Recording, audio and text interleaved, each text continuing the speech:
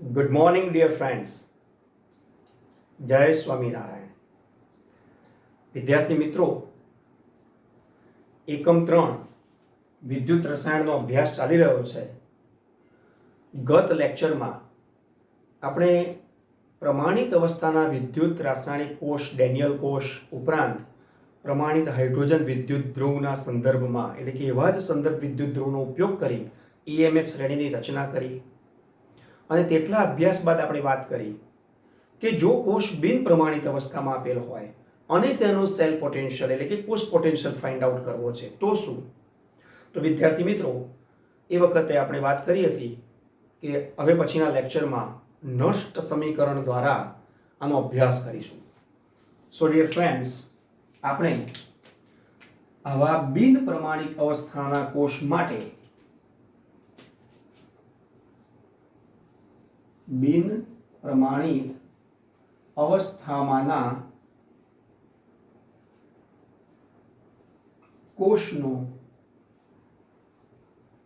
Potential નું માપન માટે એક સમીકરણનો આપણે અભ્યાસ કરવાનો છે.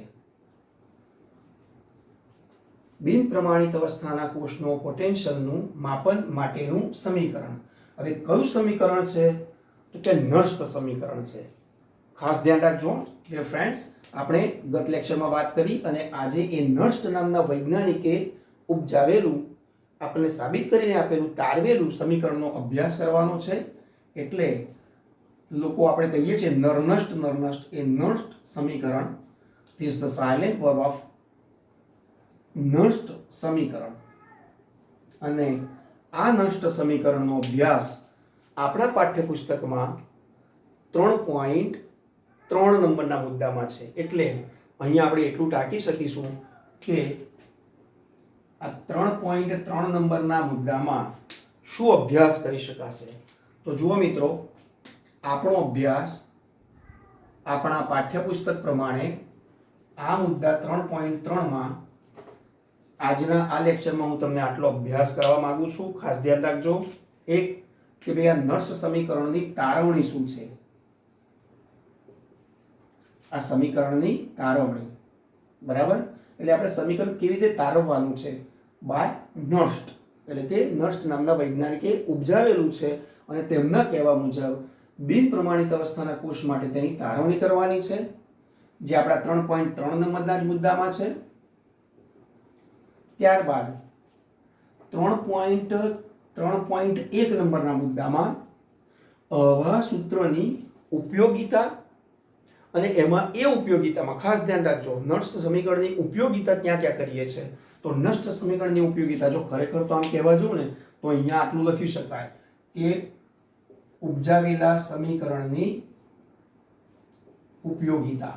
ચલો આપણે આ રીતે જ રાખીએ છીએ કે ઉપજાવેલા સમીકરણની ઉપયોગિતા. તો હું અહીંયા જે અત્યારે બંને મુદ્દા લખવા માંગતો હતો એની જગ્યાએ હું આ રીતે લખી શકીશ કે ઉપયોગિતામાં આપણે આ રીતે બે ઉપયોગિતા અત્યારે હાલ લખીએ છીએ. નષ્ટ સમીકરણની ઉપયોગિતા બિન પ્રમાણિત અવસ્થાના કોષ માટે ઘણી બધી છે.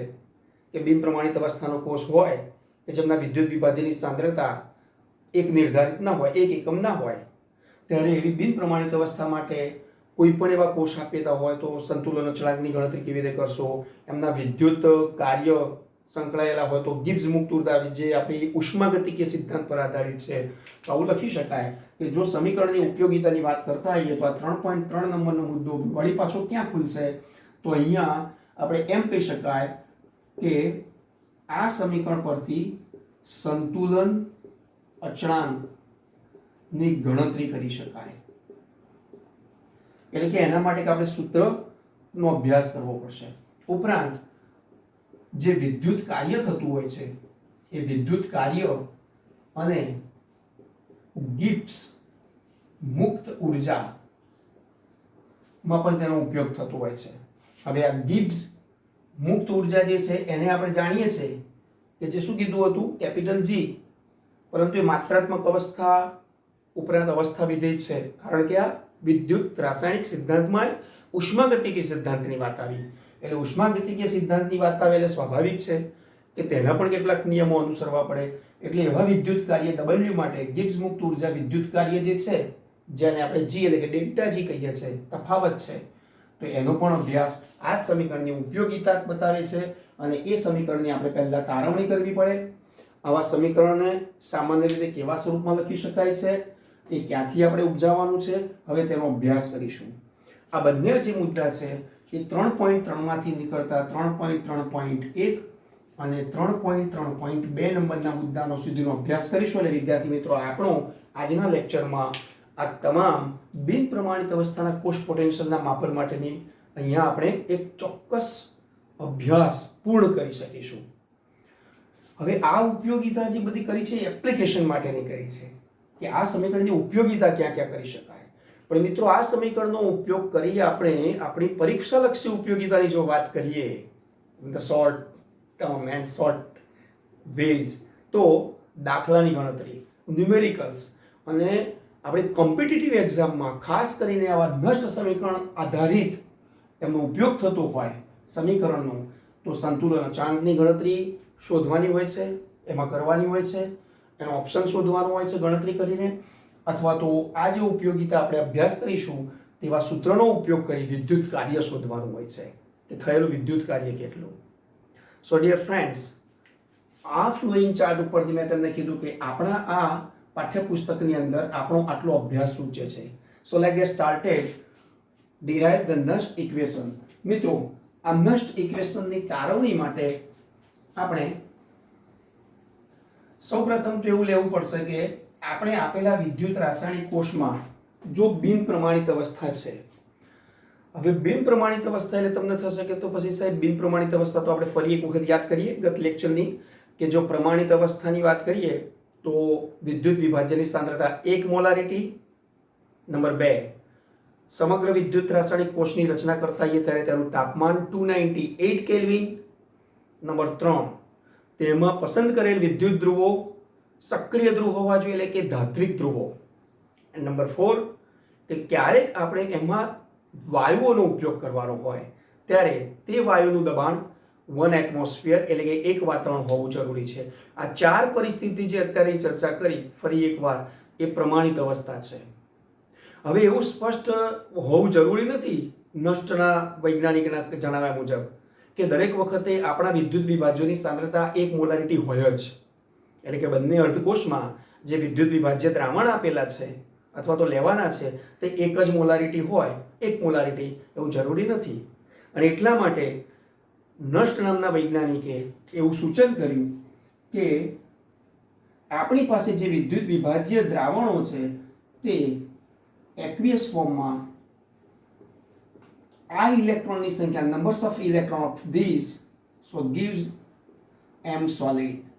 આ સમીકરણને ધ્યાને રાખી હવે તેમણે વિદ્યુત ધ્રુવ પોટેન્શિયલનો ઉપયોગ કરી અને જ્યારે બિન પ્રમાણિત અવસ્થાના કોષ માટે જો આવા સમીકરણનું ડેરિવેશન કરવું હોય તો શું, તો આવા સમીકરણને ધ્યાને લઈ એના માટે આવો બિન પ્રમાણિત અવસ્થાના કોષમાં connect m plus connect m is equal two પ્રમાણિત અવસ્થાનો જો આપણે તેનો વિદ્યુત ધ્રુવ પોટેન્શિયલ જાણીએ છીએ EMF શ્રેણી દ્વારા, તો તેને લેવાનું છે.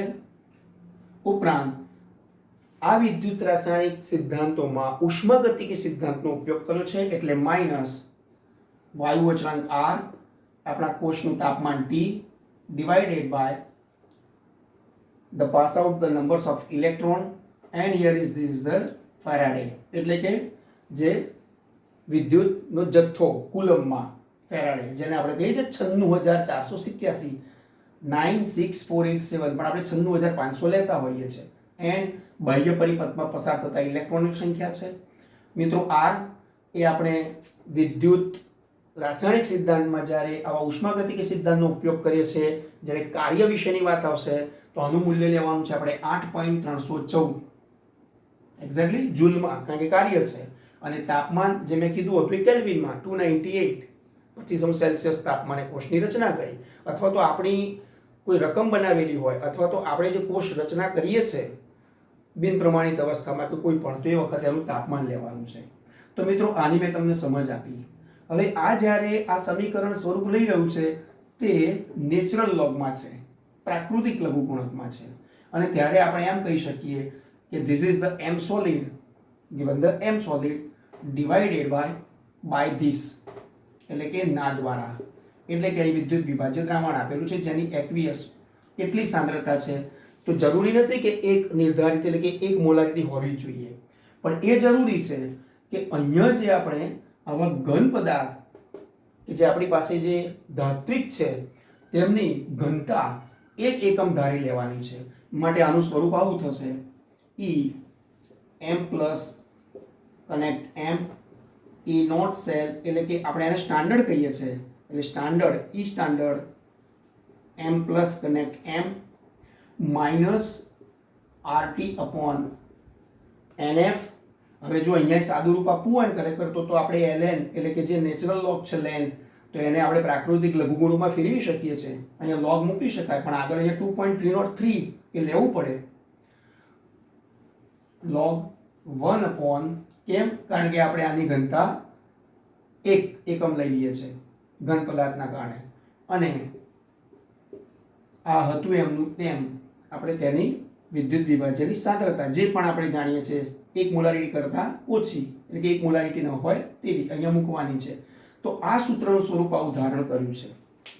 હવે મિત્રો જ્યારે આ સૂત્રનું સ્વરૂપ ધારણ કર્યું એ તો માત્ર કોઈ એક આવી પ્રક્રિયા માટે છે, પરંતુ જ્યારે બંને અર્ધકોષ છે, કોઈ એકના સાપેક્ષે કોઈ એક એનોડ બને છે, બીજો કેથોડ બને છે, તો એવી બંને પ્રક્રિયાઓને ધ્યાનમાં લઈ અથવા તો જુદા જુદા એવા વિદ્યુત રાસાયણિક કોષમાંના અર્ધકોષને સમન્વય કરીએ છીએ જ્યારે એકબીજાના સંદર્ભમાં, ત્યારે આ સૂત્ર સમીકરણનું સ્વરૂપ કેવું ધારણ થાય. તો અત્યારે પહેલા આની પર આપણે હાઇલાઇટ કરીશું.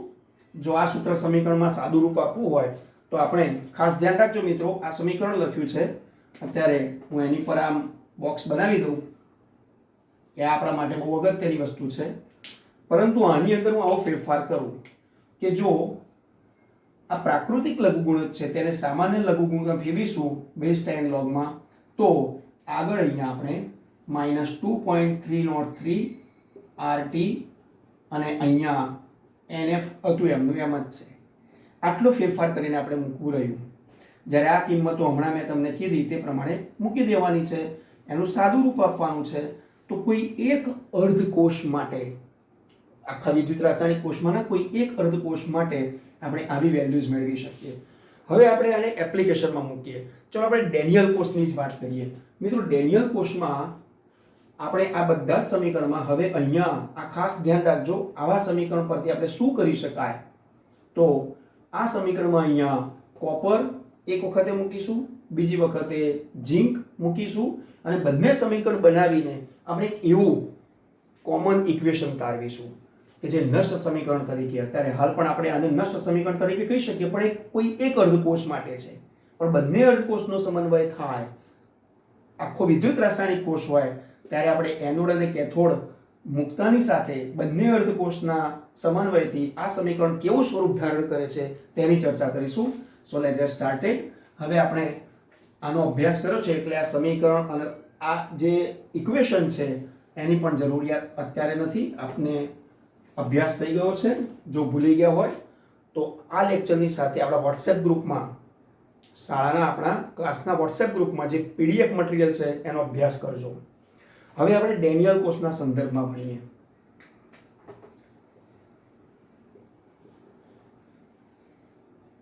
ડેનિયલ કોષના સંદર્ભમાં, મિત્રો સંદર્ભમાં એટલા માટે લખું છું કે ડેનિયલ કોષનું 1 મોલારિટી વાળું આપણે નથી લેવાનું, પણ ડેનિયલના જેમ ZnCO નો કોષ આપ્યો હોય ZnCO ના કોષ માટે, તો હમણાં જે આપણે સમીકરણ લખ્યું ને એ સમીકરણ આવું સ્વરૂપ ધારણ કરશે. E Cu 2 પ્લસ, આપણે આ રીતે લખ્યું છે +2 ની જગ્યાએ આપણે 2 પ્લસ કનેક્ટ Cu, ઓકે, એટલે રિડક્શન થયું, is equal to E not સેલમાં Cu2 plus connect Cu minus RT upon NF. હવે આપણને ખબર છે કે અહીંયા તો 2 છે જ, એટલે અહીંયા આપણે 2 લઈ લેવા જરૂરી છે. ચલો લઈ લીધા, બરાબર. લેન હવે જો અહીંયા આ લેન એટલે કે નેચરલ લોગ ના મૂકવો હોય, લોગ મૂકવો હોય તો 2.303 RT લઈ શકાય. તો આપણે એવું કરી શકાય ને, 2.303 RT પણ લઈ શકીએ છીએ. તો અહીંયા આ લોગની જગ્યાએ આપણે મૂકી દો ને કે ભાઈ 2.303 એ ગુણાકારમાં જ RT upon 2F log 1 upon Cu2 plus aqueous. બરાબર, આપણે આટલું મૂકી શક્યા. ક્લિયર? હવે આ જે Cu2 plus અહીંયા મૂક્યું છે એનો મતલબ Cu2 plus કનેક્ટ Cu, એટલે કે આપણે જે પણ Cu2 plus લઈએ છે તો એ Cu2 plus ના સંદર્ભમાં એમના વિદ્યુત વિભાજનની સાંદ્રતા છે. તો હવે આપણે કહીશું કે ચલો આને આપણે સમીકરણ નંબર 1 આપી દઈએ. બીજું એક લઈએ છે Zn ના સંદર્ભમાં, કારણ ડેનિયલના કોષમાં Zn Cu છે. Cu ની વાત કરી, હવે આપણે Zn ની વાત કરીશું. Zn2 plus connect Zn is equal to એનો વિદ્યુત ધ્રુવ પોટેન્શિયલ EMF શ્રેણીની સાપેક્ષે કેટલો હતો તો એને આપણે સ્ટાન્ડર્ડ કહીએ છીએ પ્રમાણિત હાઇડ્રોજન વિદ્યુત ધ્રુવના સંદર્ભમાં, જે સંદર્ભ કોષના સંદર્ભમાં. તો એની વેલ્યુ મૂકવાની. અહીંયા આપણે સમીકરણની તારવણી કરીએ છીએ એટલે આપણે આ રીતે લખવું પડશે. અને આપણે E0 સેલ અથવા તો E0 અથવા તો આપણે એને standard Zn2 plus connect Zn minus, હવે બાકીનું આ પ્રમાણે સમીકરણ મૂકી શકાય 2.303 RT upon 2F. Why? Because of બે ઇલેક્ટ્રોનનો પસાર થવાનો, એટલે કે બે ઇલેક્ટ્રોનના સંદર્ભમાં આપણે બતાવીએ છીએ. log 1 upon Zn2 plus connect Zn એટલે કે aqueous ફોર્મમાં આપણે આ મૂકી શકીએ. બરાબર. હવે મિત્રો આ બંને સમીકરણો જે મૂક્યા છે તે બંને સમીકરણો ને આપણે પેલા એક કોષ પોટેન્શિયલ શોધવાના સૂત્રમાં મૂકી દઈએ. કયું છે? તો બિન પ્રમાણિત અવસ્થામાં કોષ પોટેન્શિયલ શોધવો હોય કે પ્રમાણિત અવસ્થામાં કોષ પોટેન્શિયલ શોધવો હોય, પણ આપણી પાસે એક કોમન ફોર્મ્યુલા હતી જે આપણે લેક્ચર નંબર 3 અને 4 માં અગાઉ વાત કરી નાખી હતી. કઈ છે કે ફોર્મ્યુલા આપણી પાસે આ છે કે કોષ પોટેન્શિયલ E સેલ, જેમ કે સ્ટાન્ડર્ડ સેલ બરાબર આપણે મૂક્યું હતું ને, તો E cell is equal to E right minus E left. ચલો આ સમીકરણમાં જો આપણે આ કિંમતો મૂકીએ તો ડેનિયલના કોષમાં આપણને ખબર છે કોણ એનોડ અને કેથોડ હતા. સો here is this the anode and this cathode. તો આ કેથોડની વેલ્યુને રાઈટ કેથોડની વેલ્યુને આ સમીકરણને અહીંયા મૂકી, 2 નંબરના સમીકરણને આપણે અહીંયા મૂકી દઈશું ને. તો આ બંને સમીકરણોને આની વેલ્યુઝમાં મૂકી દઈએ તો સ્વાભાવિક અત્યારે ખૂબ લાંબુ એનું સ્વરૂપ થશે. ચોક્કસ આ બંને લાંબા સ્વરૂપને આપણે આ રીતે લખી શકાય. E cell is equal to E standard Cu2 plus connect Cu, પહેલા આપણે રાઈટ મૂકીએ છીએ, okay, minus 2.303 RT upon 2F log 1 upon Cu2 plus aqueous, આજે વિદ્યુત વિભાજનની સાંદ્રતા આપી હોય તે, એટલે આપણે આ પહેલું સમીકરણ મૂક્યું. હવે આ માઇનસ અહીંયા આપણે લઈએ છીએ કે માઇનસ, ઓકે. હવે લેફ્ટ કોણ હતો? લેફ્ટ ડેનિયલ કોષમાં, તો કે here is this. So E standard cell છે ને, એટલે વળી પાછો E સેલ અહીંયાથી આપણે આ વેલ્યુ એની સ્ટાર્ટ કરીશું. સો E standard Zn2 plus connect Zn minus 2.303 RT upon 2F. હકીકતમાં અહીંયા જો 2.303 આપણે ન કર્યું હોત તો માત્ર RT upon NF રાખી શક્યા હોત, અને આ RT upon NF જે હમણાં આગળ સમીકરણ આપણે ડિલીટ કર્યું છે, ભૂસી નાખ્યું છે, તે સમીકરણ તો સીધું જ કોમન આપણે એ લઈ શકાતું એક જ વખતે, માઇનસ RT upon NF. એ રીતે પણ કરી શકાય, અને આપણે આ રીતે કરીએ છીએ log 1 upon Zn2 plus aqueous form. જો મિત્રો બંનેના રિડક્શન પોટેન્શિયલ્સ EMF વેલ્યુઝ પરથી જે સમીકરણો મેળવેલા છે અત્યારે એ સમીકરણોને આપણે આ કોમન એક ઇક્વેશનમાં મૂકીએ છીએ. આનું સાદું રૂપ આપીશું તો સ્વાભાવિક છે કે કોમન લેતાની સાથે આપણી પાસે શું પ્રાપ્ત થશે? તો જુઓ, એનું જે મુખ્ય સ્વરૂપ ધારણ કરશે તે આવું છે. E cell is equal two, હવે આ બધાને એકબીજામાંથી આ બાદબાકી કરીશું એટલે માઇનસ માઇનસ આ પ્લસ થઈ જશે. સાદું રૂપ તો આપ તમે આપી શકો એમ છો, અને એ જ સાદું રૂપ આપણી પાઠ્યપુસ્તકમાં બતાવ્યું છે. આપણે આપણા જગ્યાનો યોગ્ય ઉપયોગ, સમયનો યોગ્ય ઉપયોગ કરી આનું સાદું રૂપ કયું સ્વરૂપમાં રૂપાંતરિત થશે તેની સીધી વાત કરીએ તો આવું થશે કે આ બંનેને માઇનસ કરતાની સાથે કોમન થતા E cell is equal to E not cell, એટલે કે આ બંનેની બાદબાકીથી ઈ નોટ સેલ માઇનસ જે આરટી અપોન એનએફ હતા ને એ જ લોગની સાથે જ લઈએ છે તો 2.303 આરટી અપોન 2f. હવે કેમ 2f લઈએ છીએ? કારણ કે આપણે અહીંયા બાહ્ય પરિપથમાં બંને ઇલેક્ટ્રોનની સંખ્યા સમાન હતી. જો વિદ્યુત રાસાયણિક કોષની પ્રક્રિયા જોઈએ તો Zn અને Cu બંનેમાં એમની ઇલેક્ટ્રોનની સંખ્યા 2 ઇલેક્ટ્રોન ગુમાવે છે તો 2 ઇલેક્ટ્રોન મેળવે છે, એ સમાન હતી. પણ અસમાન હોય તો શું? તો આપણે પછી વાત કરીએ. પહેલા આપણે આ સમીકરણ આમનું સાદું રૂપ આપી ઉપજાવી લઈએ. આટલે સુધી પહોંચ્યા. આપણો જે લોગ હતો એ લોગને કોમન મૂકી દઈએ છે અને એનોડની સાંદ્રતા, આ એનોડની સાંદ્રતા ભાગ્યા કેથોડની સાંદ્રતા. કેમ? કારણ કે બાદબાકી છે અને ભાગાકાર એ બાદબાકીની ટૂંકી ક્રિયા છે, માટે આપણે અહીંયા આવું લખી શકાશે Zn2+ ડિવાઇડેડ બાય Cu2+. જો મિત્રો અત્યારે આપણી પાસે હું તમને રેડ કલરની પેનથી બોક્સ બનાવી રહ્યો છું. તે ફોર્મ્યુલાઝ અથવા તો ઇક્વેશનને એટલે કે સમીકરણને આપણે નષ્ટ ઇક્વેશન તરીકે કહી શકીશું, પરંતુ હજુ આમાં કિંમતો મેળવવાની છે. જો આ કિંમત મેળવીએ તો જો મિત્રો હવે આ સમીકરણમાં આ કિંમતોની સાથે ગુણાકાર કે ભાગાકાર કરતાની સાથે શું આવશે એ તમને કહી આવું. બ્લુ કલરની પેનથી અહીંયા આપણે ફેરફાર કરીએ છીએ. 2 ફેરફાર એટલે કે એની ગણતરી કરીએ છીએ. 2.303 ગુણ્યા 8.314 ગુણ્યા તેમનું તાપમાન 298 કેલ્વિન ગુણ્યા 2. કેમ? એ બાહ્ય પરિપથમાં ઇલેક્ટ્રોનની સંખ્યા હતી NF, અને F એ 96487 લેવાના છે, જ્યારે 96500 લઈ શકાય. તો આટલી આ વેલ્યુઝના કારણે ઉષ્માગતિકીય સિદ્ધાંતને કારણે RT અપોન NF ની જે વેલ્યુ આપણે મૂકીએ તેમાં RT અપોન F ની વેલ્યુ થશે આ 2.303 RT અપોન F. આટલાની જે વેલ્યુ છે એને આપણે લઈએ છીએ 0.059. ખાસ ધ્યાન રાખજો મિત્રો, ગણતરી કરતાની સાથે આપણી પાસે આ વેલ્યુ આવી છે કે આ વેલ્યુ આપણે અહીંયા મૂકી શકાય 0.059 ડિવાઇડેડ બાય જે બાહ્ય પરિપથના ઇલેક્ટ્રોન હોય તેને મૂકી દેવાના છે. તો આપણે આ સીધી વેલ્યુ અહીંયા લઈ શકીએ ને. આપોન F ની વેલ્યુ છે તો 0.059 અપોન 2 આટલું લઈ શકાશે. તો હવે આ લાલ કલરની પેનથી આ જે ફેરફાર કર્યો છે તેમાં આટલો જે ફેરફાર કર્યો તે આપણે લઈ શકીએ.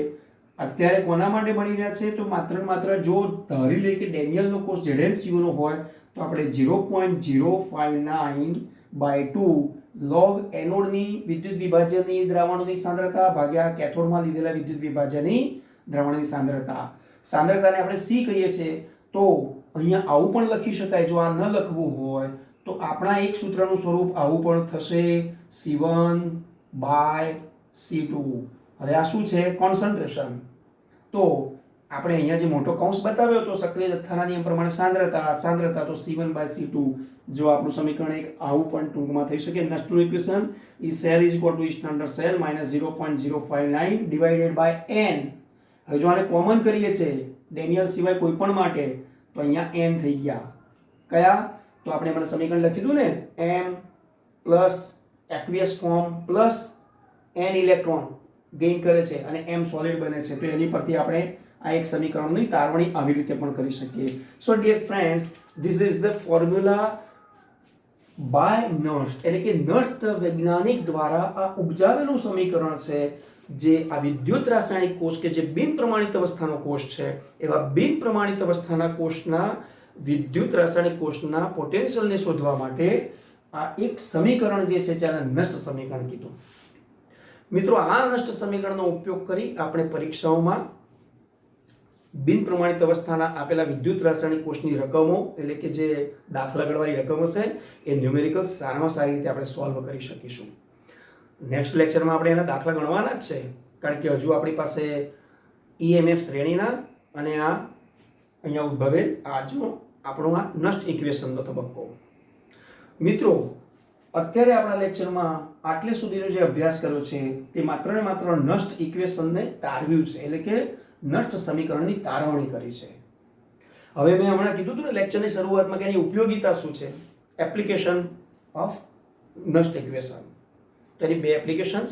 હવે સંતુલન અચળાંક કેવી રીતે આપણે તારવીએ છીએ, તો સંતુલન શબ્દ જ ખ્યાલ આવી ગયો. ધોરણ 11 રાસાયણિક સંતુલન, એટલે કે સંતુલનમાં રાસાયણિક સંતુલન ને આયનીય સંતુલન. હવે આપણે એનો અભ્યાસ સ્ટાર્ટ કરીએ. નષ્ટ સમીકરણની ઉપયોગિતામાંનું પહેલું જે 3.3.1 નંબરનો મુદ્દો આપણા પાઠ્યપુસ્તકમાં. કેમ? કારણ કે તે મુદ્દામાં નષ્ટ સમીકરણમાંથી સંતુલન અચળાંકની ગણતરીમાં આપણે જઈશું. So let gate started our new topic, applications of the નષ્ટ ઇક્વેશન. મિત્રો, આપણે ડેનિયલના સંદર્ભમાં જો અત્યારે ભણ્યા છે તો હવે એમ કહી શકાય કે નષ્ટ સમીકરણની ઉપયોગિતા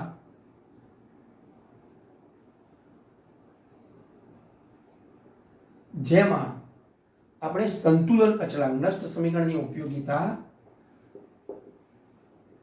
સંતુલન અચળાંકની ગણતરી માટે, એટલે આપણા પાઠ્યપુસ્તકનો એક મુદ્દો થઈ જશે કે નષ્ટ સમીકરણમાંથી સંતુલન અચળાંકની ગણતરી કઈ રીતે કરશો. સો this is the point in our textbook 3.3.1. So dear friends, આપણે ડેનિયલના કોષને સંદર્ભમાં રાખીને જો વાત કરીએ તો આવું કહી શકાય, E cell is equal to E naught cell minus 0.059 upon n. Electron હતા ને, અહીંયા બે લઈ લેવાના, કારણ કે આપણે પેલા ZnCuના કોષ માટે વાત કરીએ છીએ. અહીંયા લખવો તો લખી નાખીએ કે ZnCuના કોષ માટે, ડેનિયલના કોષ માટે આપણે એક ઉદાહરણ લીધું છે, તો એને ધ્યાનમાં રાખીને આ ઉદાહરણની ચર્ચા કરીએ તો આપણે આ લખી શકાય અહીંયા 2. પછી આપણે કોમન ઇક્વેશન પણ સમજાવી દઈશ. log C1/C2 એટલે કે Zn2 પ્લસ, ચલો આપણે એવું જ લખીએ કારણ કે ZnCu લઈ લીધું છે, તો Zn2 plus divided by Cu2 plus. હવે જો મિત્રો આ જે છે એમાં આપણે સંતુલન અચળાંકની ગણતરી કરતું સૂત્ર મેળવવાનું છે. તો આપણે એ ધારી લીધું કે સંતુલન ક્યારે પ્રાપ્ત થાય. તો ચલો પહેલી એક વાત આપણે કરીએ કે ડેનિયલના કોષમાં જે વિદ્યુત પ્રવાહ છે તેને બંધ કરી દેવામાં આવે. ખાસ ધ્યાન રાખજો કે જો ડેનિયલના કોષમાં આ રીતે જે બે પાત્રો આપેલા છે એ બંને પાત્રોમાં આ બાહ્ય પરિપથ છે અને આ આંતરિક પરિપથ છે. જો એ વિદ્યુત પ્રવાહ બંધ કરી દેવામાં આવે તો આ જે દ્રાવણની સાંદ્રતા છે ને, જે Zn+2 ની, એ વધી જશે અને આ દ્રાવણની જે સાંદ્રતા છે ને તે ઘટી જશે. આવું થશે સાંદ્રતાઓમાં. આ એક્વિયસ ફોર્મમાં આ જે સાંદ્રતા આપીએ ને તો અહીંયા સાંદ્રતા વધી જશે કારણ કે પેલા Zn2+, SO4-. પણ એક વખતે ક્યારેક એવું થશે કે જ્યારે વિદ્યુત પ્રવાહ બંધ થશે ત્યારે અહીંયા જે ગેલ્વેનોમીટરમાં છે કે વોલ્ટમીટરમાં જોડીએ તો વોલ્ટમીટર તે તેનો વોલ્ટેજ 0 બતાવશે. કોઈ એક સમય એવું થશે કે તેનો વોલ્ટેજ 0 બતાવશે. એ એવું બતાવે છે કે બંનેની સાંદ્રતાઓમાં ઇઝ ઇક્વલ ટુ થઈ ગયું છે. ખાસ ધ્યાન રાખજો મિત્રો, આ આકૃતિ દ્વારા મેં તમને સમજાવ્યું છે કે આવા કોઈ પણ વિદ્યુત રાસાયણિક કોષમાં જ્યારે વિદ્યુત પ્રવાહ બંધ કરી દે છે કે બંધ થઈ જાય છે, સ્વાભાવિક છે કે બંનેની સાંદ્રતાઓ સમાન થાય ત્યારે તેના વોલ્ટેજ 0 થાય છે. જો વોલ્ટેજ 0 થાય એનો મતલબ એ થયો કે કોષ પોટેન્શિયલ ઇઝ 0. અહીંયા બિન પ્રમાણિત અવસ્થાના કોષ માટે. હવે તમને થશે કે સાહેબ આવું ડેનિયલના કોષમાં પ્રમાણિતમાં ના, આપણે શું ભણીએ છીએ બિન પ્રમાણિત અવસ્થાના કોષનો પોટેન્શિયલ, નષ્ટ સમીકરણની ઉપયોગિતા. હિયર ઇઝ ધ નષ્ટ ઇક્વેશન. તો આ બિન પ્રમાણિત અવસ્થાના કોષનો પોટેન્શિયલ અહીંયા 0 થાય છે. એનો મતલબ આપણે આવું મૂકી શકાય. જો ખાસ ધ્યાન રાખજો કે આની વેલ્યુ 0 થઈ છે. That means E cell is equal to 0 is equal to E standard cell. સ્વાભાવિક છે ને? તો આ રીતે જો આપણે મૂકીએ છીએ અને પછી જો અહીંયા મૂકતા હોય કે 0.0592/2 log C1/C2, હવે આ મૂકીએ છીએ એટલે કે Zn2+ અને C2+, આ મૂકીએ છીએ તો આનો મતલબ શું સ્પષ્ટ સાબિત થાય છે કે આપણે આને સૂત્રનો કર્ક બનાવી દઈશું, એટલે સીધું જ અહીંયા સમીકરણ મળશે આપણી પાસે. તો આનો મતલબ એ થયો કે 0.059 અથવા તો અહીંયા મૂકવો મૂકી શકાય 2.303 RT/NF. તો E standard cell is equal to, ખાસ ધ્યાન રાખજો હવે, આ E standard cell is equal to 0.059 by 2 અને અહીંયા જે છે log એ C1/3C2. હવે C1 શું છે તો કે એનોડની સાંદ્રતા, C2 શું છે તો કે કેથોડના વિદ્યુત વિભાજનની સાંદ્રતા. તો અહીંયા તો આવું છે C1/C2, સોરી C1/C2 છે, C1 is equal two C2 છે. આનો મતલબ સંતુલન સ્થપાયેલું છે. અને જો સાંદ્રતા સંતુલન અચળાંક હોય તો તે સાંદ્રતા અચળાંકને આપણે કહીએ છીએ Kc. That means here is the log Kc. તો આપણી પાસે આ સૂત્રનું સ્વરૂપ ધારણ થઈ ગયું. જુઓ, આ કોના માટે છે? તો ડેનિયલના કોષ માટે છે મિત્રો. માત્ર ને માત્ર ડેનિયલના કોષ માટે 2 લીધા છે. પણ જો કોઈ એવો વિદ્યુત રાસાયણિક કોષ હોય જેમાં બાહ્ય પરિપથમાં ઇલેક્ટ્રોનની સંખ્યા 1 હોય તો અહીંયા 1 લઈએ છે. 3 હોય, એલ્યુમિનિયમ હોય 3 હશે, AgNO3 Ag+ હોય તો 1 થશે. બાકીનું એનું સૂત્ર સ્વરૂપ ધારણ આવું જ કરશે. So dear friends, this is the applications by the Nernst equations, એટલે કે નસ્ટ ઇક્વેશન દ્વારા આપણે એની ઉપયોગિતા સંતુલન અચળાંક મેળવવા માટે કરી છે.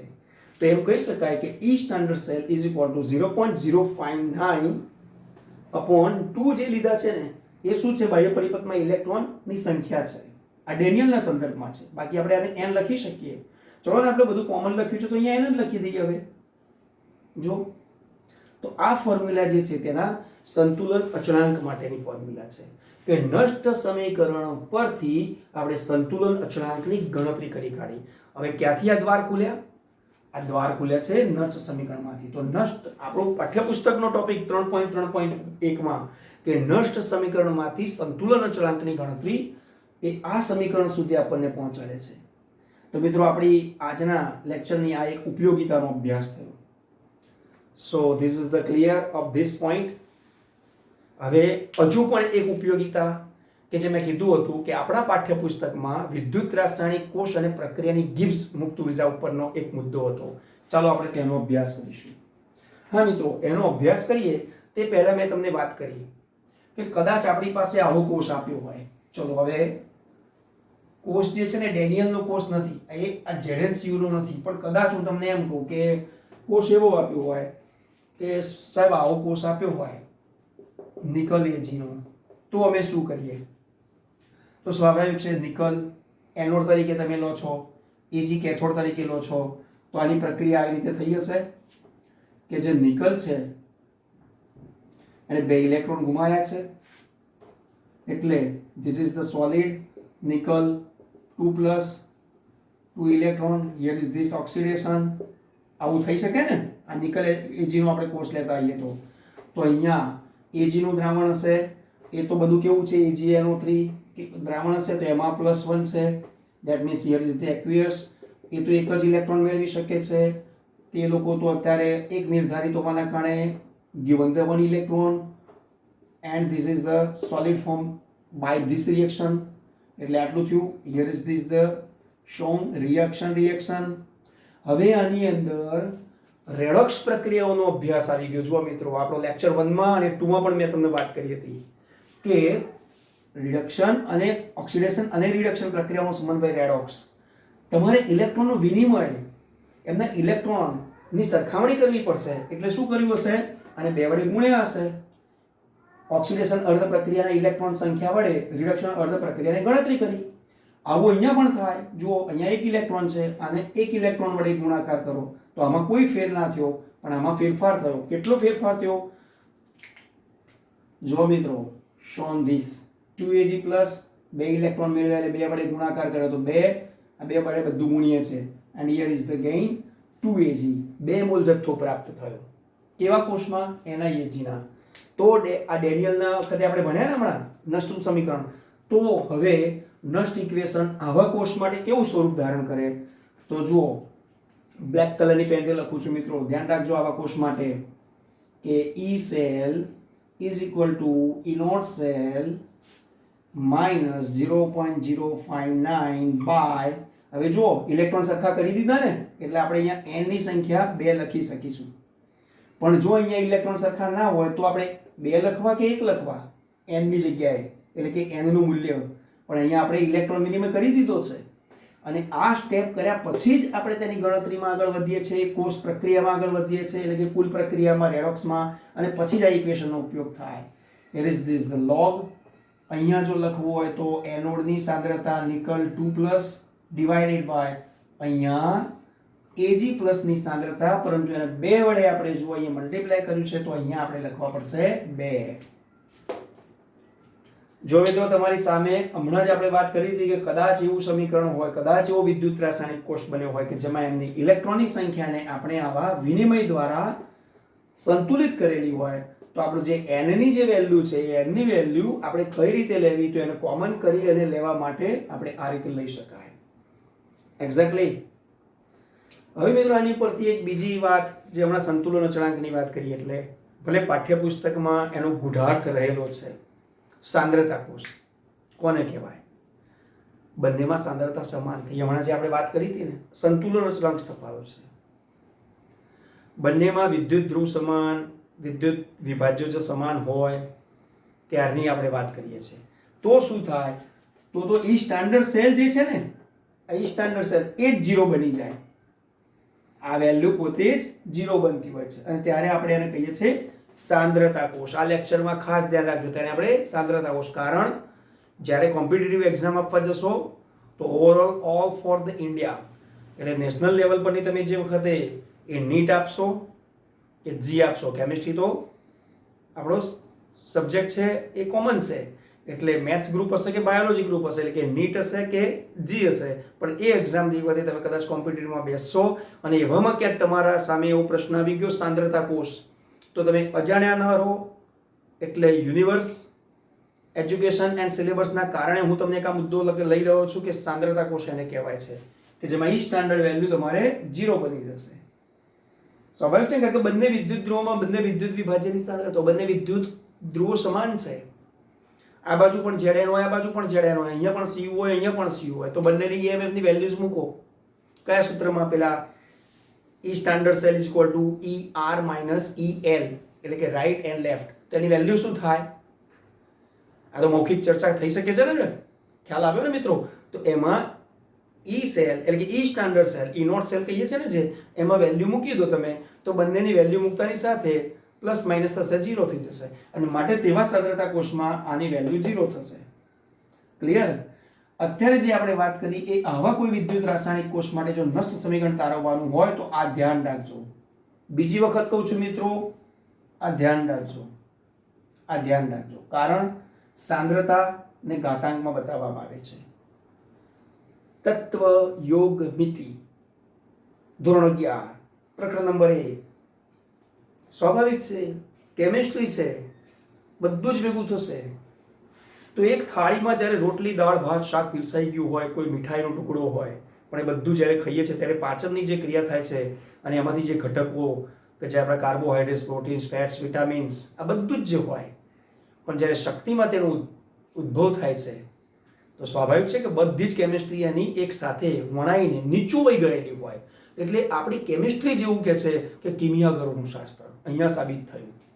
એટલે મિત્રો આવા કોઈ કોષ માટે આપણું વિદ્યુત રાસાયણિક બિન પ્રમાણિત અવસ્થાનો કોષ હોય ત્યારે વિદ્યુત રાસાયણિક કોષ માટે આપણું નષ્ટનું સમીકરણ એ આવું સ્વરૂપ ધારણ કરશે.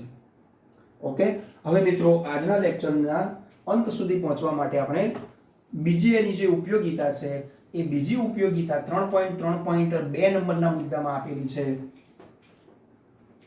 તો હવે એ બીજી ઉપયોગિતા શું છે? એ ઉપયોગિતામાં વિદ્યુત કાર્ય અને ગિબ્સ મુક્ત ઉર્જા. મિત્રો આ ગિબ્સ મુક્ત ઉર્જા છે એને આપણે આ જી કહીએ છીએ ને, પણ હકીકતમાં તે માત્રાત્મક વિધેય હોવા છતાં અવસ્થા વિધેય પણ છે, એટલે આપણે એને ડેલ્ટા જી પણ કહી શકાય છે. હવે તે પ્રમાણિત અવસ્થામાં પણ હોઈ શકે અને બિન પ્રમાણિત અવસ્થામાં પણ હોઈ શકે છે. હવે એનો અભ્યાસ કોની પર આધારિત છે? તો કે વિદ્યુત કાર્ય પર આધારિત છે. આ કાર્ય છે અને કયું? તો કે ઇલેક્ટ્રિકલ. ચલો, આ ઇલેક્ટ્રિકલ વર્ક છે. હવે અહીં ખાસ ધ્યાન રાખજો કે જ્યારે નષ્ટ સમીકરણની ઉપયોગિતા કરીએ છીએ એમાં વિદ્યુત કાર્ય અને ગિબ્સ મુક્ત ઉર્જા એટલે કે વિદ્યુત રાસાયણિક કોષ અને પ્રક્રિયાની ગિબ્સ ઉર્જાની વાત કરતા હોઈએ તો આ મુદ્દો આપણા પાઠ્યપુસ્તકમાં 3.3.2 નંબરનો મુદ્દો છે. જો મિત્રો સૌથી પહેલા તો આ વિદ્યુત રાસાયણિક સિદ્ધાંતોમાં ઉષ્માગતિકી સિદ્ધાંતનો ઉપયોગ કરીએ તો આવું લખી શકાશે ડેલ્ટા જી સ્ટાન્ડર્ડ રિએક્શન્સ કે પ્રક્રિયાઓની છે is equal to -W electrical. This is the work, electrical work. હવે મિત્રો આ W આ ઇલેક્ટ્રિકલ, તો તમને એમ થશે સર માઇનસ જ કેમ લઈ લીધું? તો ઉષ્માગતિશાસ્ત્રમાં મિત્રો ધોરણ 11 માં ભણીને આવ્યા છે કે જ્યારે પ્રણાલી દ્વારા કાર્ય થતું હોય ત્યારે તેમની મુક્ત ઉર્જાનો ફેરફાર પ્રણાલી દ્વારા. તો અહીંયા આપણે શું ભણીએ છીએ?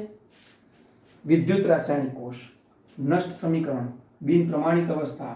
ભલે બિન પ્રમાણિત અવસ્થા હોય કે પ્રમાણિત અવસ્થા હોય, પણ ડેલ્ટા જી સ્ટાન્ડર્ડની જો વાત કરીએ કે ડેલ્ટા જી ની વાત કરીએ, ચલો આપણે અત્યારે ડેલ્ટા જી ની જ વાત કરીએ. બિન પ્રમાણિત છે ને, પ્રમાણિતમાં કેવી રીતે સ્વરૂપ? તો હમણાં મૂક્યું હતું અને આપણે સ્ટાન્ડર્ડાઇઝેશન કરવાનું છે. E not delta G reaction is equal to -W electrical. આ અત્યારે આપણે જાણીએ છીએ આપણા વિદ્યુત કોષ માટે, વિદ્યુત રાસાયણિક કોષ માટે. પરંતુ અહીંયા જો વેલ્યુ મૂકીએ ને મિત્રો આ W ની, તો W ની વેલ્યુ આટલી મૂકી શકાય કે વિદ્યુત રાસાયણિક કોષમાં બાહ્ય પરિપથમાં n ઇલેક્ટ્રોન